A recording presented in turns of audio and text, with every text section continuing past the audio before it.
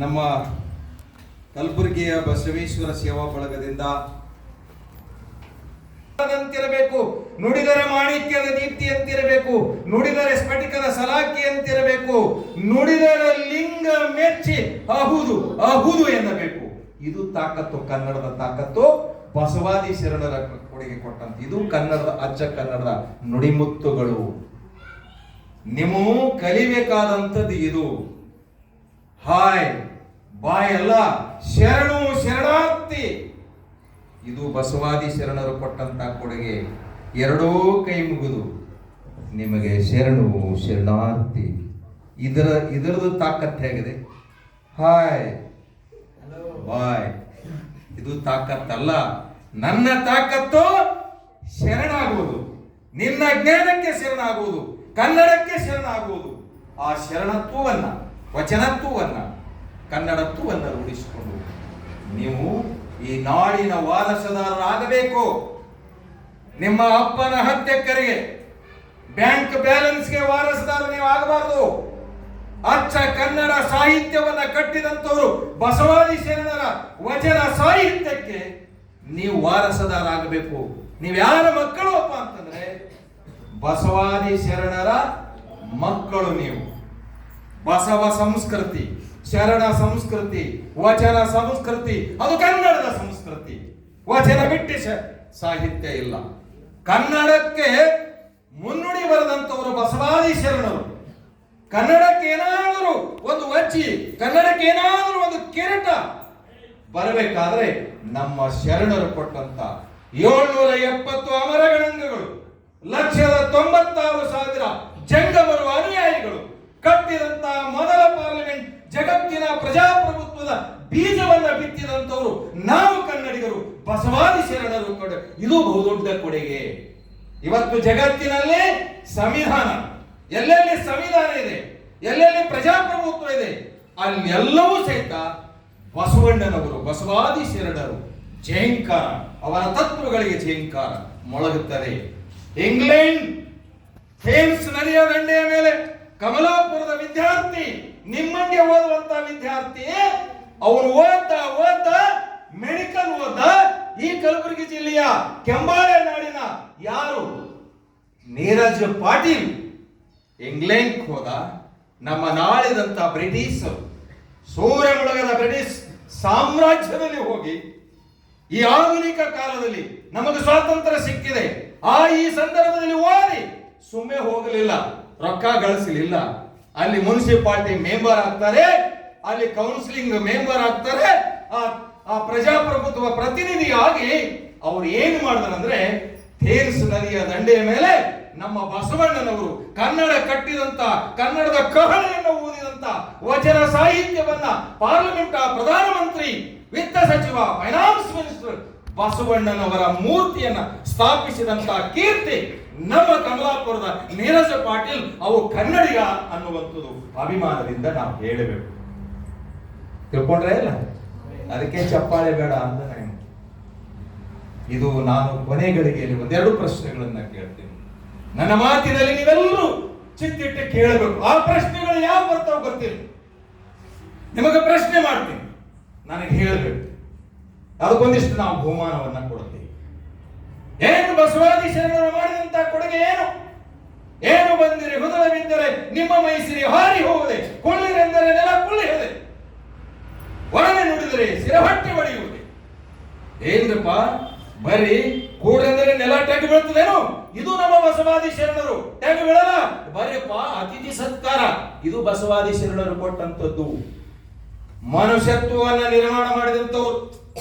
ನೀ ಹೇಗಿದ್ದೆ, ನೀನ್ ಹೇಗೆ ಬದುಕು ಕಟ್ಕೊಳ್ಳು, ಒಳ್ಳೆಯವನಾಗು, ಸುಸಂಸ್ಕೃತನಾಗು, ಮೂಢ ನಂಬಿಕೆ ಕಂದಾಚಾರಗಳಿಗೆ ಕಡಿವಾಣ ಹಾಕು, ಚಿಟ್ಟಿ ಕಟ್ಕೋಬೇಡ.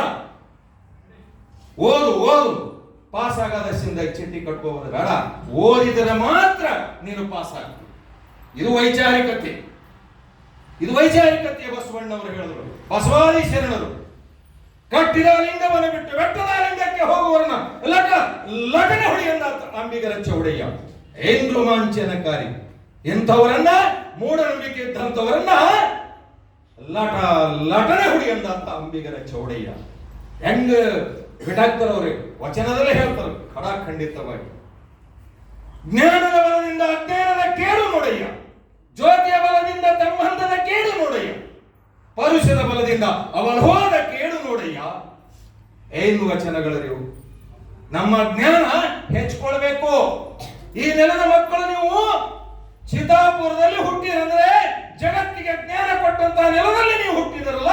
ನರಸಪ್ಪ ಚಿನ್ನಕಟ್ಟಿಯವರ ಹಾಡಿದ ಮಾತಿಗೆ ಹುಟ್ಟಿದರೆ ಇನ್ನೊಮ್ಮೆ ಹುಟ್ಟಬೇಕು. ಈ ನೊಪತುಂಗನ ನಾಡಿನಲ್ಲಿ, ನಾಗಾವಿ ನಾಡಿನಲ್ಲಿ, ರಾಷ್ಟ್ರಕೂಟರ ನಾಡಿನಲ್ಲಿ, ಬಸವಾದಿ ಶರಣರ ನಾಡಿನಲ್ಲಿ ನೀವು ಹುಟ್ಟಬೇಕು, ನಾವು ಹುಟ್ಟಬೇಕು ಅಂತ ಬಯಸಬೇಕು.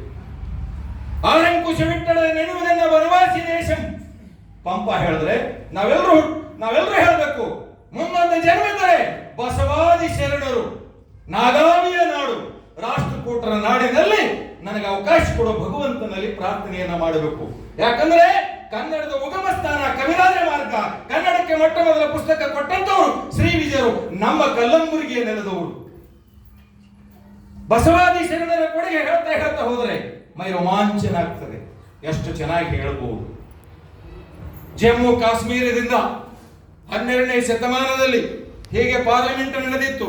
ಬಸವಣ್ಣವರು ಕೂತಾರೆ, ಅಲ್ಲಂ ಪ್ರಭು ಕೂತಾರೆ, ಅಕ್ಕ ಮಹಾದೇವಿ ಕೂತಾರೆ, ಇನ್ನೊಬ್ಬರು ಶರಣರು ಕೂತಾರೆ, ಅಂಬಿಗರ ಚೌಡಯ್ಯ ಕೂತಾರೆ, ಇವರೆಲ್ಲ ಶರಣರು ಕೂತಾರೆ. ನೀವು ಶಿವಶರಣರು, ನೀವೆಲ್ಲ ಕುಂತೀರಿ, ನೀವು ಎಲ್ಲ ಶಿವಶರಣರು ಕುಂತಿರಲ್ಲ, ನೀವೆಲ್ಲ ಅವ್ರ ಮಕ್ಕಳು ತಾನೆ. ಇಷ್ಟೆಲ್ಲ ವಚನ, ನೀವೇನು ವಚನ ಬರ್ಕೊಂಡು ಬಂದಿರಿ? ಎಲ್ಲರೂ ವಚನ ಹೇಳ್ತಾರೆ. ಶೂನ್ಯ ಪೀಠದ ಅಧ್ಯಕ್ಷ ಅಲ್ಲಂ ಪ್ರಭು ಮುದ್ರೆ ಓದ್ತಾರೆ, ವಚನ ಆಗಿ ಬರ್ತವೆ. ಅವೆಲ್ಲ ವಚನಗಳೇನು? ಬೆಟ್ಟದ ಮೇಲೊಂದು ಮನೆ ಮಾಡಿ ಮೃಗಗಳಿಗೆ ಅಂಜಿದರಂತೆಯ, ಸಮುದ್ರದ ನಡೆಯಲೊಂದು ಮನೆ ಮಾಡಿ ನರತರಗಳಿಗೆ ಅಂಜಿದರಂತೆಯ, ಸಂತೆಯೊಳಗೊಂದು ಮನೆ ಮಾಡಿ ಶಬ್ದಕ್ಕೆ ನಾಚಿದರಂತೆಯ, ಲೋಕದೊಳಗೆ ಹುಟ್ಟಿದ ಬಳಿಕ ಸ್ತುತಿನಿಂದಗಳು ಬಂದರು, ಮನದಲ್ಲಿ ಕೋಪವ ತಾಳದೆ ಸಮಾಧಾನಿಯಾಗಿರಬೇಕಂತ ಯಾರು ಹೇಳ್ತಾರೆ? ಅಕ್ಕಮಹಾದೇವಿ.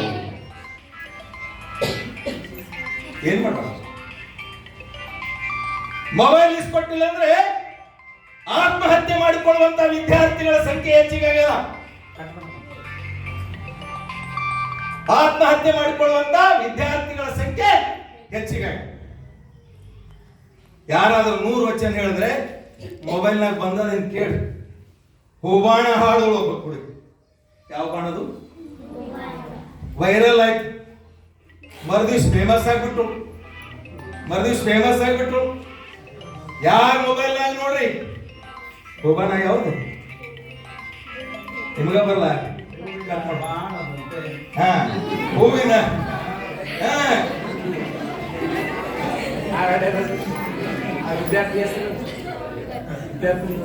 ಅದಕ್ಕ ನಿಮ್ಮ ರೀಲ್ಸ್ ನಲ್ಲಿ ಇಂಥವು ಬರಬೇಕು. ಎಂಥವೋ ಬಸವನ ವಚನಗಳು 100 ವಚನಗಳು. ಈ ವಿದ್ಯಾರ್ಥಿನಿ, ನನ್ನ ವಿದ್ಯಾರ್ಥಿನಿ ಕನೀಸ್ ಫಾತಿಮ 100 ವಚನಗಳು ಹೇಳ್ತಾವ. ನೀವ್ ಯಾಕೆ ಹೇಳಬಾರದು? ಇನ್ನೊಮ್ಮೆ ಹೇಳ್ತೀನಿ, ನನ್ನ ವಿದ್ಯಾರ್ಥಿನಿ ಕನೀಸ್ ಫಾತಿಮ 100 ವಚನಗಳು ಹೇಳ್ತಾರ. ನೀವು ಹೇಳ್ತಾರೆ, ನೀವ್ ಯಾಕೆ ಹೇಳಬಾರದು? ಇದು ಯಾರ ಆಸ್ತಿ ಅಲ್ಲ, ಇದು ಕನ್ನಡಿಗರ ಆಸ್ತಿ. ವಚನ ಸಾಹಿತ್ಯ ಕನ್ನಡಿಗರ ಆಸ್ತಿ. ಯಾರು ಎತ್ಕೋತೀರಿ ಅವ್ರದ. ಜಮ್ಮು ಕಾಶ್ಮೀರದ ಲೈವ್ ಇದೆ, ತಗೊಳ್ರಿ. ಜಮ್ಮು ಕಾಶ್ಮೀರದ ಒಬ್ಬ ರಾಜ ಇದ್ರು, ರಾಜ ಮಹಾದೇವ ಗುಪ್ಪ. ಇದೆಲ್ಲ ಸುದ್ದಿ ಹೋಯ್ತು. ನಿಮ್ಮ ಊರಾಗ ಬಸವೇಶ್ವರ ಹಂಗಿರು ಕಾರ್ಯಕ್ರಮ ನಡೆದ ಹಂಗಲ್ಲಿ ಸುದ್ದಿ ಹೋಯ್ತು. ಜಮ್ಮು ಕಾಶ್ಮೀರ ಅಲ್ಲದ ಮೇಲದ ಅಲ್ಲಿ ಒಬ್ಬ ರಾಜ ಇದ್ದ ಮಹಾದೇವ ಗುಪ್ಪ. ಹೆಂಡತಿಗೆ ಹೇಳ್ತಾರೋ ರಾಣಿಗಳ, ನಾ ಸ್ವಲ್ಪ ಕಲ್ಯಾಣಕ್ಕೆ ಹೋಗಿ ಬರ್ತೀನಿ ಅಂತ. ಅಲ್ಲಿಗೆ ಯಾಕ? ಅಲ್ಲಿ ಬಸವಣ್ಣವರಿದ್ದಾರೆ, ಅವರಿಗೆ ನೋಡಕ್ ಹೋಗ್ತೀನಿ ಅಂತ. ನೀವು ನೋಡಿದ್ರೆ ಹೆಂಗ, ನಾನು ನೋಡ್ಬೇಕಲ್ಲ ಅಂತ ಹೇಳ್ತಿ ಅಂತ. ಇಬ್ಬರೂ ಕೂಡಿ ಕಲ್ಯಾಣಕ್ಕೆ ಬಂದರು.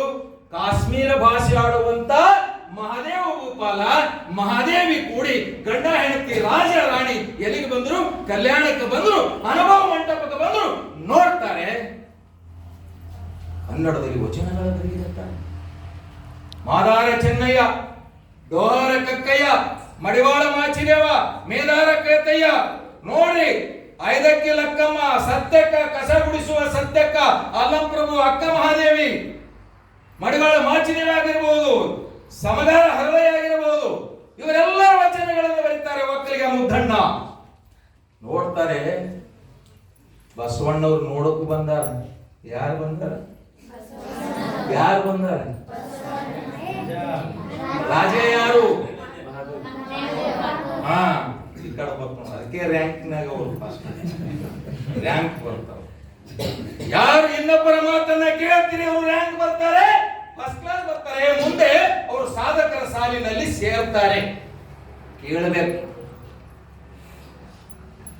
ಮಹಾದೇವ ಗೋಪಾಲ ಮಹಾದೇವಿ ಬಂದು ಅಕ್ಕ ಮಹಾದೇವಿ ಅವರಿಗೆ ನೋಡ್ತಾರೆ, ಬಸವಣ್ಣವ್ರಿಗೆ ನೋಡ್ತಾರೆ, ಮಡಿವಾಳ ಮಾಚಿದೇವ್ರಿಗೆ ನೋಡ್ತಾರೆ, ಡೋರ ಕಕ್ಕಯ್ಯ ನೋಡ್ತಾರೆ.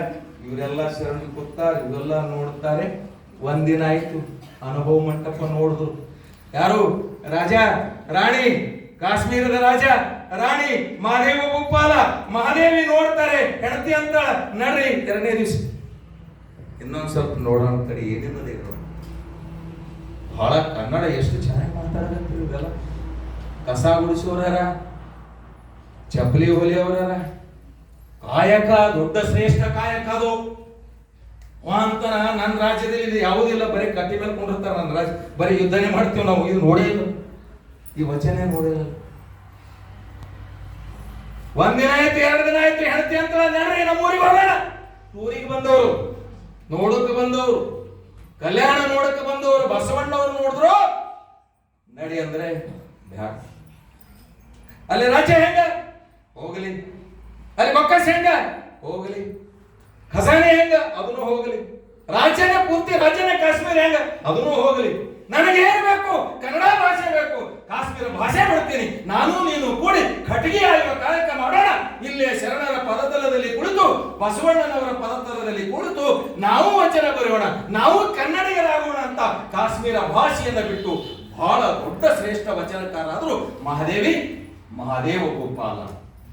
ಸೊ ಇದು ತಾಕತ್ತು. ಇನ್ನೊಂದು ಭಾಷಿಗರನ್ನ ಪ್ರದೇಶಿಗರನ್ನ ಕನ್ನಡೀಕರಣಗೊಳಿಸುವಂತ ತಾಕತ್ತು ವಚನ ಸಾಹಿತ್ಯದಲ್ಲಿದೆ. ಇದು ನೀವೆಲ್ಲ ತಿಳ್ಕೋಬೇಕು. ಯಾರೋ ಸರ್ ಹೇಳಿದ್ರು, ಯಾರೋ ಎದುರು ಬಂದ್ರೆ ಅವ್ರ ಭಾಷೆಯಲ್ಲಿ ನಾವು ಆಡ್ತೀವಿ. ನಮ್ಮ ಭಾಷೆ ನೀವು ಅವ್ರಿಗೆ ಕಲಿಸಬೇಕಾದ್ರೆ ನಮ್ಮ ಭಾಷೆನೇ ಕಲಿಸ್ಬೇಕು. ಇಲ್ಲಿ ಯಾರೇ ಕಲಿಸಿದ್ರೆ ಏನಿಲ್ಲ. ಅನುಭವ ಮಂಟಪದಾಗ ಕಲೀಲಿಕ್ಕೆ ಬಂದ್ರು, ಕಲ್ತರು, ಶರಣರಾದ್ರು, ಇಲ್ಲೇ ಉಳಿದುಕೊಂಡ್ರು, ಇಲ್ಲೇ ಐಕ.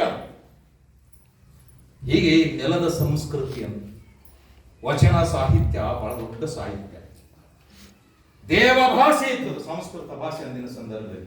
ಕಂದಾಚಾರ, ಮೂಢನಂಬಿಕೆ, ಏನು ರೂಢಿ ಸಂಪ್ರದಾಯಗಳು ಮನೆ ಮಾಡಿ ಸಮಾಜವನ್ನು ಕಿತ್ತು ತಿನ್ನುವಂತ ಏನು ಒಂದು ವ್ಯವಸ್ಥೆ ಇತ್ತು. ಅದಕ್ಕೆ ಆ ವ್ಯವಸ್ಥೆಗೆ ಕಡಿವಾಣ ಹಾಕಿದರು. ಅದನ್ನ ನಿರ್ಮೂಲನೆ ಮಾಡಿದ್ರು. ಸಮಾಜ ಸುಧಾರಣೆಯನ್ನ ಮಾಡಿದ್ರು. ನಮ್ಮ ಕನ್ನಡ ಭಾಷೆಯನ್ನ ಶ್ರೀಮಂತಗೊಳಿಸಿದ್ರು. ಈ ನೆಲದ ತಾಕತ್ತನ್ನ ಜಗತ್ತಿಗೆ ಪರಿಚಯ ಮಾಡಿದ್ರು. ಅಲ್ಲಿ ಅಫ್ಘಾನಿಸ್ತಾನದಾಗ ಒಬ್ಬ ಮೊಹಮ್ಮದ್, ಅವನು ನೋಡಕ್ಕೆ ಬಂದ. ಮರುಳು ಶಂಕರ ದೇವನಾಗಿ ಮಹಾನ್ ಶರಣನಾಗಿ ಕನ್ನಡ ಅರಬ ಭಾಷೆ ಬಿಟ್ಟು ಕನ್ನಡ ಭಾಷೆ ಕಲ್ತಲ್ಲ. ಇದು ಶರಣರ ತಾಕತ್ತು. ಅರಬ ಭಾಷೆ, ಪರ್ಷಿಯನ್ ಭಾಷೆ ಅವೆಲ್ಲವನ್ನು ಬಿಟ್ಟು ಕನ್ನಡ ಕಲ್ತು ಶರಣನಾದ. 770 ಅಮರಗಣಗಳಲ್ಲಿ ಮೊಹಮ್ಮದ ಮರುಳು ಶಂಕರ ದೇವನಾದ. ಕಾಶ್ಮೀರ ಭಾಷೆ ಆಡುವಂತ ಒಬ್ಬ ವ್ಯಕ್ತಿ ರಾಜ ಕನ್ನಡಿಗನಾದ. ಸೊ ಈ ರೀತಿಯಾದಂತ ನಿಮ್ಮ ಮನೆಯಲ್ಲಿ ವಚನಗಳನ್ನ ತೂಗಾಕಿ, ಬರೇ ತೂಗಾಕದಲ್ಲ, ಪ್ರತಿನಿತ್ಯ ವಚನಗಳನ್ನ ಹೇಳಬೇಕು. ಮಂತ್ರ ಹೇಳಿದ ಸರಳರು. ಬಸವ ಅನ್ನುವಂತ 3 ಅಕ್ಷರ, ಬುದ್ಧ, ಬಸವ, ಅಂಬೇಡ್ಕರ್, ಈ ತತ್ವ ಬುದ್ಧರಾದ ಬಳಿಕ ಬಸವ ಬಂದರು. ಬಸವನ ಕಾಲದಲ್ಲಿ ಸಂವಿಧಾನ ಇದ್ದಿಲ್ಲ. ವಚನಗಳನ್ನೇ ಸಂವಿಧಾನದ ಏನು ಆ ರೀತಿಯಾದಂತ ಏನ್ ನೀತಿ ನಿಯಮಗಳು, ಮನುಷ್ಯ ಹೆಂಗಿರ್ಬೇಕು, ಮಕ್ಕಳು ಹೆಂಗಿರ್ಬೇಕು, ತಂದೆ ಹೆಂಗಿರ್ಬೇಕು, ತಾಯಿ ಹೆಂಗಿರ್ಬೇಕು, ಹಿರಿಯರು ಹೆಂಗಿರ್ಬೇಕು, ಗುರುಗಳು ಹೆಂಗಿರ್ಬೇಕು, ಇವರೆಲ್ಲರಿಗೆ ಒಳ್ಳೆಯ ಸಂಸ್ಕಾರ ಕೊಟ್ಟಂಥದ್ದು ನಮ್ಮ ವಚನ ಸಾಹಿತ್ಯ.